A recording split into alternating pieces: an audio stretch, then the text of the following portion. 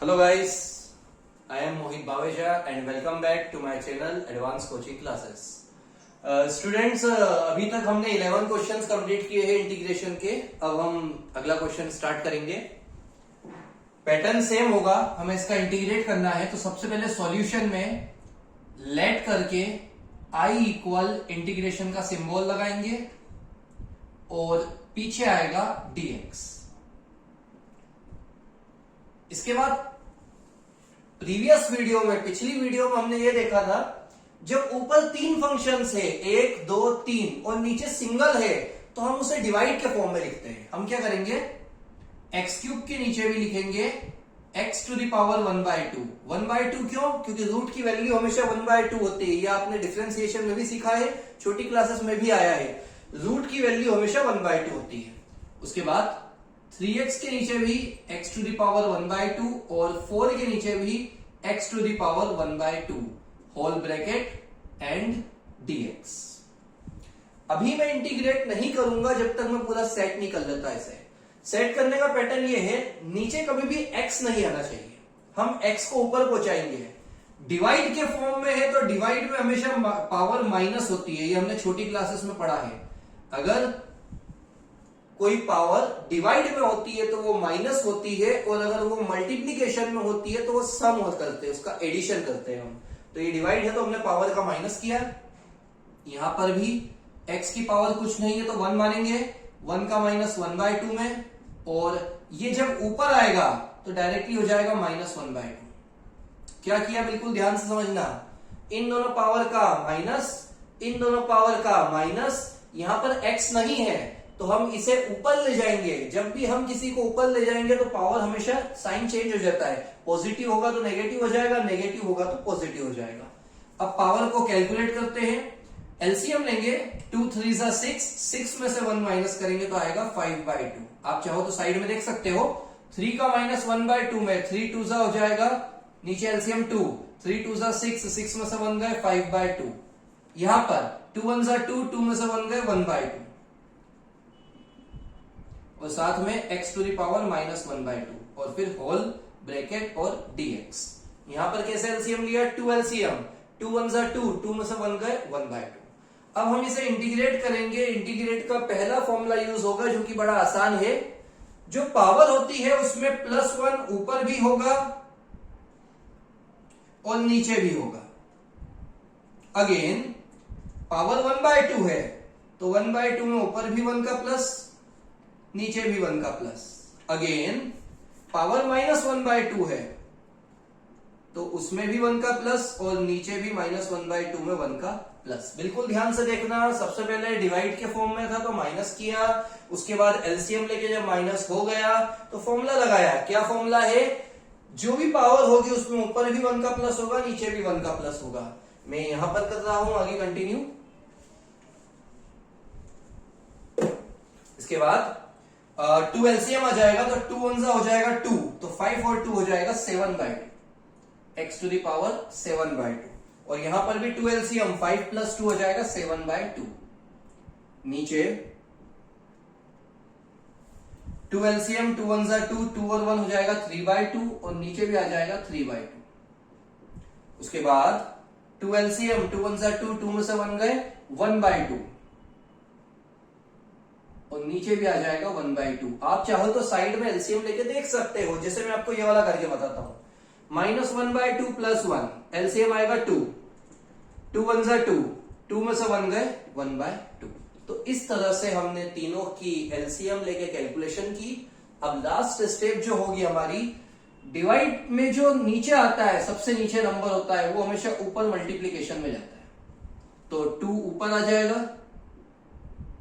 7 नीचे. ये 2 ऊपर तो 3 2 हो जाएगा 6, 3 नीचे. 4 2 हो जाएगा 8, x 1/2 साथ में. और ये 1 जो है वो नहीं लिखेंगे तो भी चलेगा. इसके बाद अगर आप चाहो तो x टू द पावर 1/2 को कॉमन ले सकते हो. यहां पर कट हो रहा है 3 1 टाइम, 6 2 टाइम. आप चाहो तो x टू द पावर 1/2 तीनों में से निकल जाएगा, तो आप उसे कॉमन ले सकते हो. और अगर बाय चांस आप यहां पर भी छोड़ते हो तो आपका आंसर सही होगा. तो मैं यहां तक करके इसे छोड़ देता हूं। क्या पैटर्न था, बिल्कुल ध्यान से देखना। ऊपर 3 वैल्यूज थी, नीचे 1 वैल्यू थी, तो हमने सबसे पहले उसे डिवाइड के फॉर्म में बांट दिया। बांटने के बाद में पावर हमेशा डिवाइड में क्या होती है, माइनस होती है। आप चाहो तो ये एलसीएम साइड में लिख सकते हो कि एलसीएम कैसे आया, इसके रूल क्या है। ऊपर +1 नीचे +1, वो सभी जगह किया। एलसीएम लेके सॉल्व किया, नीचे का 2 आ जाएगा ऊपर, कट किया और अपना फाइनल आंसर कंप्लीट हुआ। आप लोग इसे नोट करना। Next question, question number 13।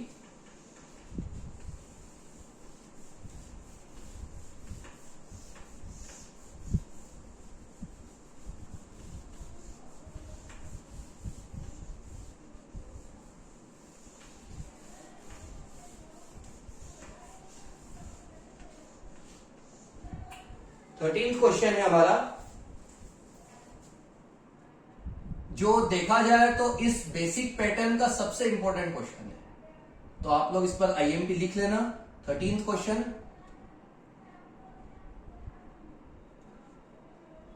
अब इसे कैसे सॉल्व करेंगे बिल्कुल आराम से समझना। सबसे पहले आई इक्वल लेट करके इंटीग्रेट का सिंबल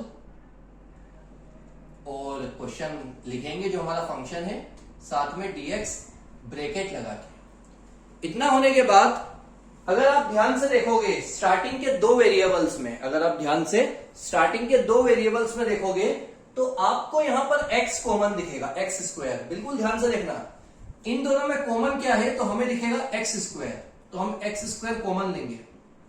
यहां पर x 3 थे, हमने 2 निकाल लिए तो कितने बचे, 1। एक्स स्क्वायर में से एक्स स्क्वायर निकाल लिया तो बचा 1। क्या किया, सुनना, दोनों में से हमने एक्स स्क्वायर कॉमन निकाल लिया। इन दोनों में कुछ कॉमन नहीं है इसलिए हम 1 ले लेंगे। इन दोनों में कुछ कॉमन नहीं है इसलिए हम 1 ले लेंगे। और नीचे चल रहा है x - 1। ये हमने क्यों किया है अभी आपको बिल्कुल क्लियरली समझ में आ जाएगा। शुरू के दोनों में से हमने एक्स स्क्वायर कॉमन निकाला, पीछे कुछ कॉमन नहीं है तो हमने 1 कॉमन निकाला। अब आप लोग बिल्कुल ध्यान से देखिए, दोनों में x - 1 है तो हम x - 1 को एक ब्रैकेट में लिख लेंगे और बाहर है x स्क्वायर + 1, उसे हम एक ब्रैकेट में लिख लेंगे अपॉन में x - 1। x - 1 से x - 1 हो जाएगा कट। क्या बचा, x स्क्वायर + 1 का अब हमें करना है इंटीग्रेशन। स्क्वायर का इंटीग्रेशन मैं आपको सिखा चुका हूं, पावर 2 है तो आ जाएगी 3/3। और 1 का इंटीग्रेशन क्या होता है, अगर हम 1 का डिफरेंशिएशन करेंगे तो 0 आएगा क्योंकि कांस्टेंट वैल्यू 0 होती है। लेकिन अगर आप कांस्टेंट वैल्यू का इंटीग्रेशन करोगे तो साथ में आएगा x और लास्ट में हम लिखेंगे +c। 12th क्वेश्चन में मैंने आखिरी में c नहीं लिखा है, वो आपको लिखना है। सभी क्वेश्चन के एंडिंग में हमें c लगाना है। शुरू के दोनों में एक्स स्क्वायर कॉमन लिया, पीछे के दोनों में कुछ कॉमन नहीं था तो 1 कॉमन लिया। x - 1 को एक बार लिखा, बाहर वाली वैल्यू को एक बार लिखा, दोनों को कट किया। स्क्वायर का इंटीग्रेशन ³/3 और 1 का इंटीग्रेशन हो जाएगा 1x।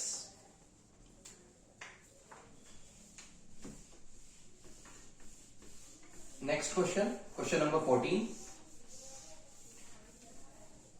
इसका जो मेजर क्वेश्चन है वो क्या है, इंटीग्रेट द फॉलोइंग या फिर find the anti derivative.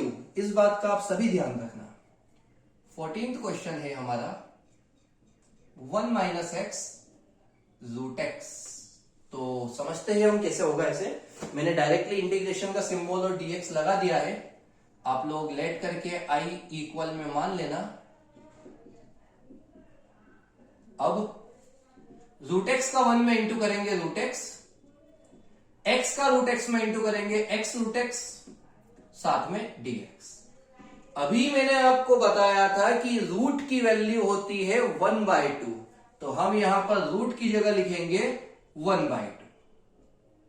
x की कोई वैल्यू नहीं है, पावर नहीं है, 1 मानेंगे और रूट की जगह लिखेंगे 1/2। डिवीजन में पावर में नेगेटिव साइन लगता है, मतलब माइनस होता है, लेकिन मल्टीप्लीकेशन में जो पावर होती है वो भी बताया था कि मल्टीप्लीकेशन में पावर हमेशा प्लस होती है, 1 + 1/2। इसके बाद x⁴ 1/2 और यहां पर प्लस करेंगे तो 2 × 1 = 2, 2 और 1 हो जाएगा 3/2। अगर आपको प्लस करने में थोड़ी दिक्कत आ रही है तो आप साइड में इसका एलसीएम लेके सॉल्व कर सकते हैं। अब इंटीग्रेट करने का काम आया। 1/2 है, ऊपर भी 1 का प्लस, नीचे भी 1 का प्लस। 3/2 है, ऊपर भी 1 का प्लस, नीचे भी 1 का प्लस। एलसीएम देखो, 1/2 का 1 में प्लस करेंगे, सोचो क्या आएगा। एलसीएम क्या बनेगा? 2 2 1 हो जाएगा 2, तो आ जाएगा 1 प्लस, डायरेक्टली कर रहा हूं, 2 1 2, 2 और 1 मिलकर हो जाएगा 3/2, नीचे भी 3/2। यहां पर 2 1 2, 3 और 2 मिलकर हो जाएगा 5/2, नीचे भी 5/2। नीचे की वैल्यू हमेशा आ जाती है ऊपर, तो 2x की पावर 3/2/3 और 2x⁵5/5। आप चाहो तो दोनों में 2 कॉमन है, 2 कॉमन निकाल सकते हो और साथ में लिख देना +c। सबसे पहले रूट एक्स का मल्टीप्लाई किया, रूट की वैल्यू 1/2 होती है, रूट की वैल्यू 1/2 होती है। यहां कोई पावर नहीं है तो 1 माना।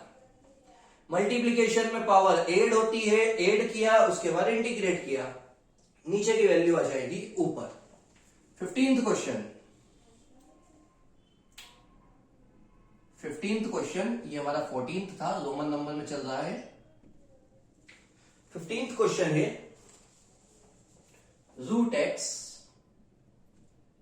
3x² + 2x + 3 और साथ में dx और इंटीग्रेशन का सिंबल।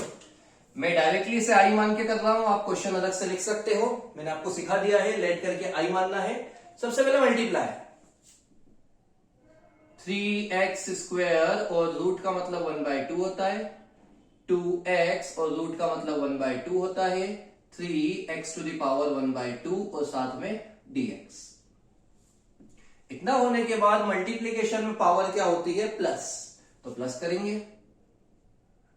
2 + 1/2, यहां पर भी 1 + 1/2, यहां कुछ पावर नहीं है, 1 मानेंगे, और यहां पर x⁴1/2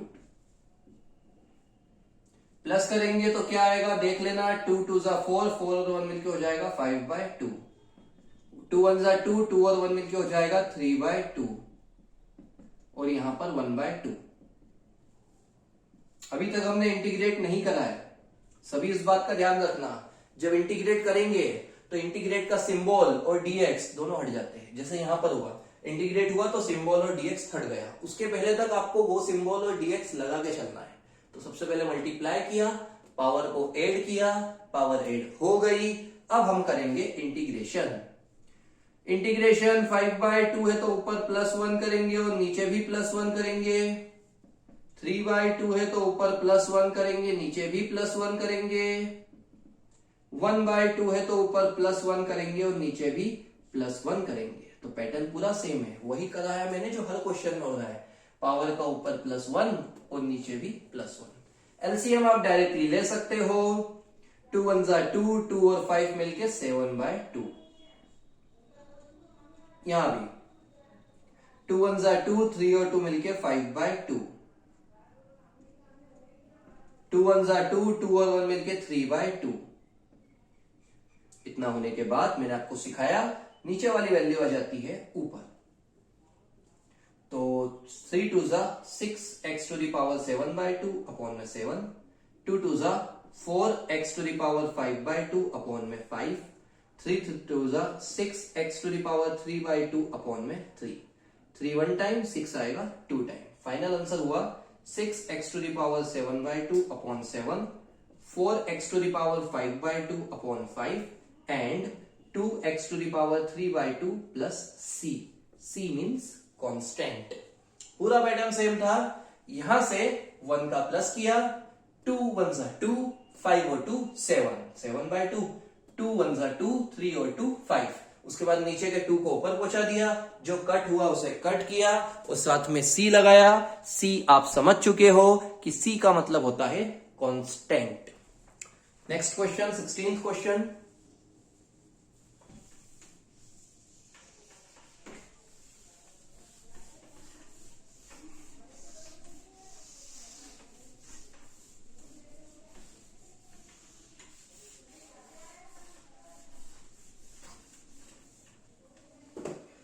16th क्वेश्चन है हमारा, इजी है बिल्कुल। 16th, ये मैंने रोमन नंबर में लिखा है, आप रोमन नंबर की जगह नॉर्मल नंबर में भी लिख सकते हो।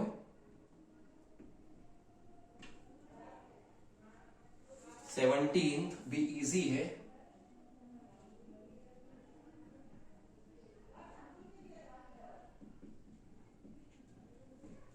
तो समझना कि ये कैसे होगा। सबसे पहला काम, लेट करके आई मानना है दोनों में, ये आप सॉल्यूशन में लिख लेना। अब ये तो बहुत इजी है, x की पावर 1 है तो 1 का क्या हो जाएगा 2/2। कोस का इंटीग्रेशन होता है sin x, और e की पावर x का इंटीग्रेशन होता है e की पावर x। 2 से 2 कट करो, x² 3 sin x और e की पावर x, और साथ में प्लस c।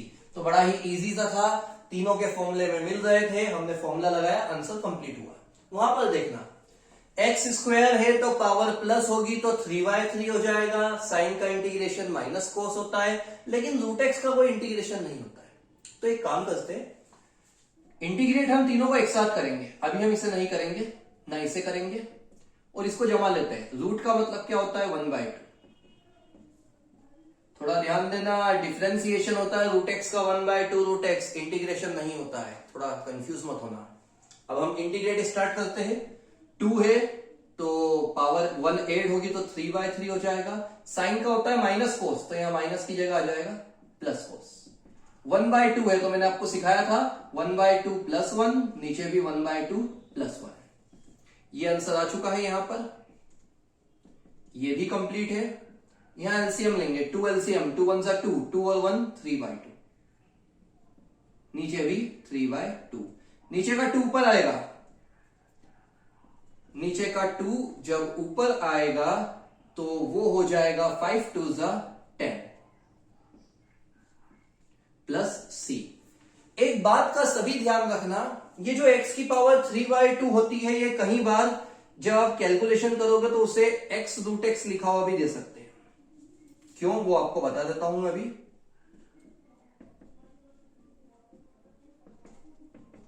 इस x की पावर 3/2 को x रूट x भी दे सकते हैं। क्यों दे सकते हैं वो आप समझना। ये x की पावर कुछ नहीं है तो 1 है, और ये रूट है, रूट मतलब हाफ। मल्टीप्लीकेशन में एडिशन होता है, 1 और हाफ को आप एलसीएम लेके सॉल्व करोगे तो वापस 3/2 आएगा। तो आपको कई बार एग्जाम टाइम पर कंफ्यूजन होगा। x की पावर 3/2 को हम x रूट x लिख सकते हैं, इसमें आप बिल्कुल कंफ्यूज मत होना। तो आप डायरेक्टली इसकी जगह ये लिख के अभी चलना। 17 क्वेश्चंस हो चुके हैं, अगली वीडियो में हम इस टॉपिक को कंप्लीट करेंगे।